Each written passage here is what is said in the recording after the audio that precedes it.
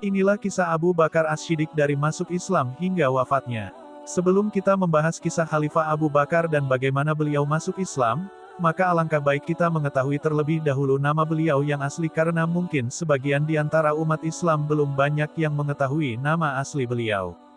Nama beliau adalah Abdullah bin Utsman bin Amir bin Amr bin Ka'b bin Sa'd bin Taim bin Murrah bin Ka'b bin Lu'ay al-Qurasyi al-Timi. Lalu bagaimana beliau sampai dipanggil dengan sebutan Abu Bakar? Tidak ada riwayat yang sahih dan jelas yang menjadi dasar untuk menjawab pertanyaan di atas, tapi ada beberapa kemungkinan argumentasi yang bisa dipergunakan untuk menjelaskan hal tersebut, di antaranya. Ada keterkaitan dengan kiasan yang dipakai yaitu Abu Bakar itu seperti unta muda dikarenakan begitu banyaknya perdagangan yang dimilikinya dan seringnya beliau bepergian untuk urusan bisnis. Dari berbagai sumber didapati bahwa beliau disebut Abu Bakar karena beliau adalah orang yang paling awal masuk Islam.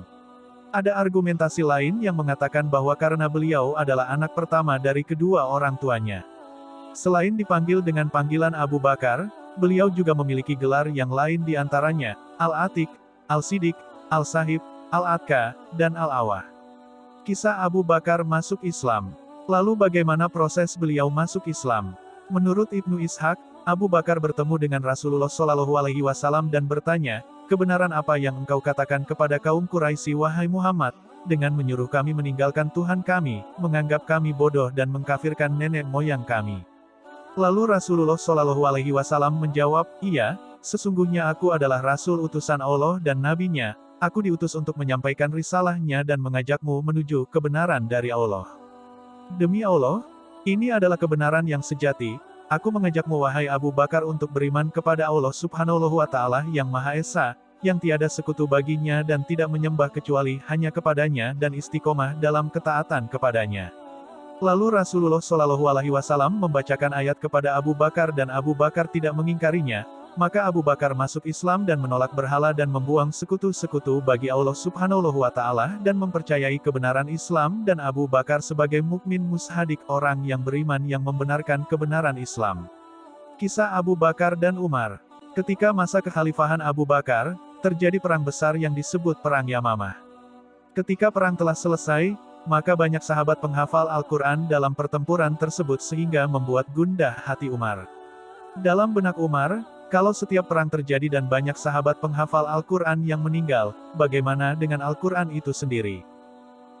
Akhirnya Umar mengajukan ide untuk mengumpulkan Al-Quran yang masih belum terkumpul dalam satu mushaf, karena selama ini para sahabat ada menulis di pelepah daun kurma, ada yang menulis di tulang unta dan ada yang hanya dihafalkan saja tanpa menulis sama sekali.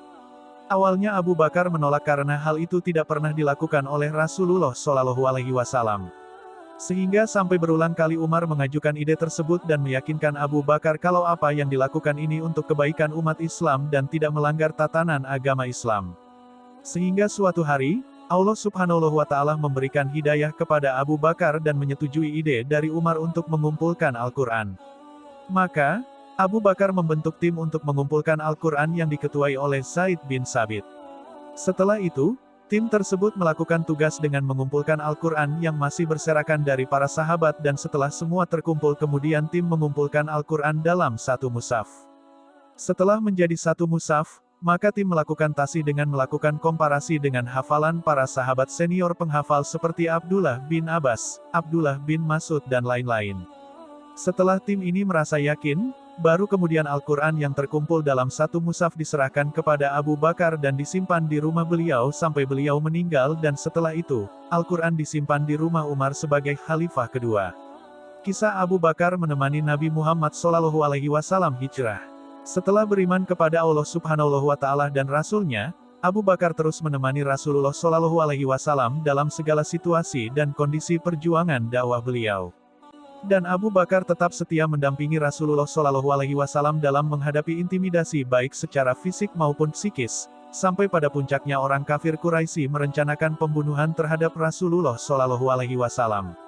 Singkat cerita, malam yang sudah ditentukan oleh kaum kafir Quraisy untuk melaksanakan pembunuhan Rasulullah SAW, Abu Bakar berada di rumah Rasulullah SAW bersama Ali bin Abi Thalib.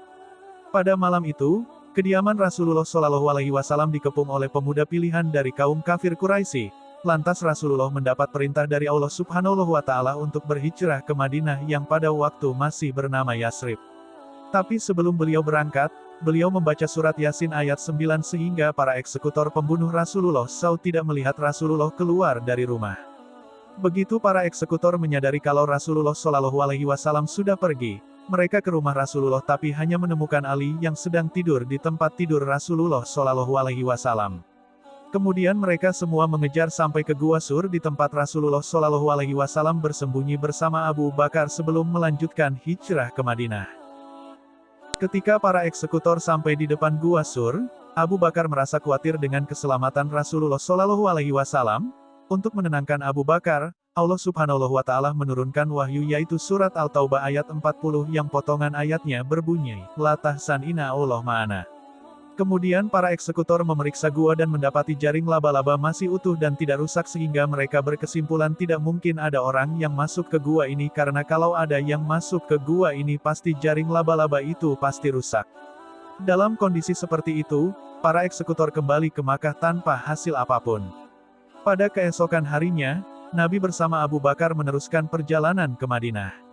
Namun, di tengah perjalanan, mereka berdua dihadang oleh Surakah bin Malik yang hendak membunuh Nabi SAW. Namun, dikarenakan izin Allah dan sikap welas asih Rasulullah, Surakah tidak jadi membunuh Rasulullah dan mereka berdua bisa meneruskan perjalanan menuju Madinah. Ketika sampai di luar kota Madinah, tepatnya di daerah Kuba, mereka berdua berhenti dan istirahat. Kemudian Rasulullah mendirikan masjid yang kemudian hari dikenal dengan Masjid Kuba. Inilah masjid pertama dalam sejarah Islam. Setelah itu, Rasulullah dan Abu Bakar menuju Madinah. Setibanya di sana, orang-orang Madinah menyambut mereka dengan suasana sukacita dan mempersilahkan mereka untuk beristirahat di tempat yang dikehendaki oleh Rasulullah SAW. Di Madinah inilah, Rasulullah mempersatukan kaum muslimin muhajirin dan ansor dengan tali iman yang begitu kuat dan kokoh. Kisah ini disadur dari kitab Sirat Al-Atiq Abi Bakar Al-Siddiq. Kisah Abu Bakar menjadi khilafah. Pada hari wafatnya Rasulullah SAW, kaum ansor berkumpul di rumah Bani Saidah. Kemudian ada seorang yang memberitahukan kejadian itu kepada Umar agar Umar segera ke sana sebelum terjadi sesuatu yang tidak diinginkan. Lalu Umar mengajak Abu Bakar untuk pergi ke sana. Maka terjadi dialog antara kaum muhajirin dan ansor tentang kepemimpinan pasca wafatnya Rasulullah. Di tengah-tengah dialog sedang berlangsung, Zaid bin Sabit Al-Ansari berdiri dan mengutarakan pendapatnya yaitu sesungguhnya Rasulullah adalah muhajirin, dan pemimpin selayaknya juga dari muhajirin dan kami juga menolong Rasulullah sebagaimana kamu semua menolong Rasulullah SAW. Lantas Abu Bakar membenarkan argumentasi dari Zaid bin Sabit. Lalu, kemudian Abu Bakar menawarkan ide untuk menjadikan pemimpin di antara dua orang di antara kita yaitu Umar dan Ubaidah bin Jarrah.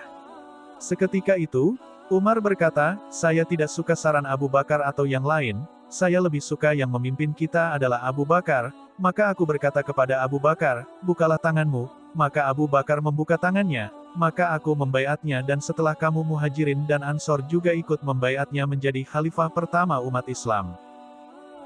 Prestasi dan karya Abu Bakar.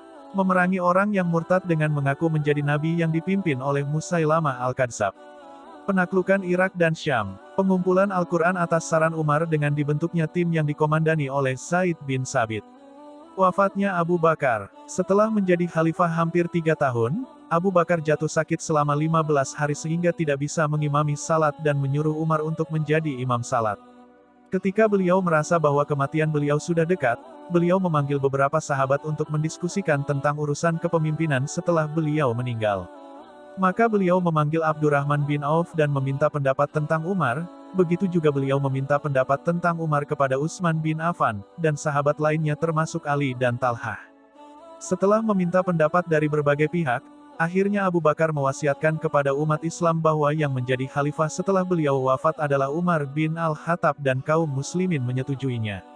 Beliau wafat pada hari Senin tanggal 8 Jumadil Akhir tahun 13 Hijriah dan dimakamkan di samping Nabi sekaligus sahabat tercintanya yaitu Rasulullah di Masjid Nabawi Madinah Munawarah.